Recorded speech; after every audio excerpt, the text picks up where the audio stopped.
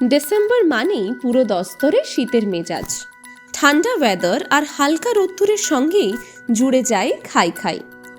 যারা খেতে ভালোবাসেন বা শীতের সময় হেসেলে একটু এক্সপেরিমেন্ট করতে চান, তাদের জন্য আজকে থাকছে সুস্বাদু আর হেলদি একটি রেসিপি, শাক চিকেন। প্রথমেই পালং শাক ভালো করে ধুয়ে নেব। তারপর হালকা আঁচে শাকটি সেদ্ধ করে নিন। সেদ্ধ হয়ে গেলে শাক ঠান্ডা করে পেস্ট বানিয়ে রাখুন। এবার চিকেনের পালা। হালকা আঁচে তেল গরম করুন, সেই সঙ্গে তাতে ধনে গুঁড়ো আর শুকনো লঙ্কার গুঁড়ো মিশিয়ে নিন। একটু ভাজা ভাজা হয়ে এলে পেঁয়াজের পেস্ট যোগ করুন।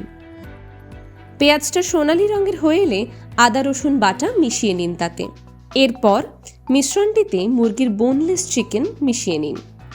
স্বাদমতো নুন আর টমেটোর পিউরি যোগ করে অনেকক্ষণ নাড়তে হবে। মাংস সেদ্ধ হওয়ার সময় তাড়াহুড়ো করবেন না। এরপর চেক করে নিন মাংস নরম হয়েছে কিনা। নরম হয়ে এলে সেটাতে গরম মশলা যোগ করুন।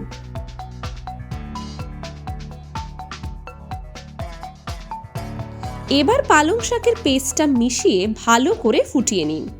শেষে 1 চামচ মাখন দিয়ে গরমা গরম সার্ভ করুন।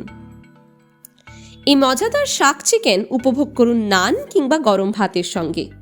শীতের দুপুরে এই গরমা গরম শাক চিকেন কিন্তু জমে ক্ষীর। টাইমস নাও খবর।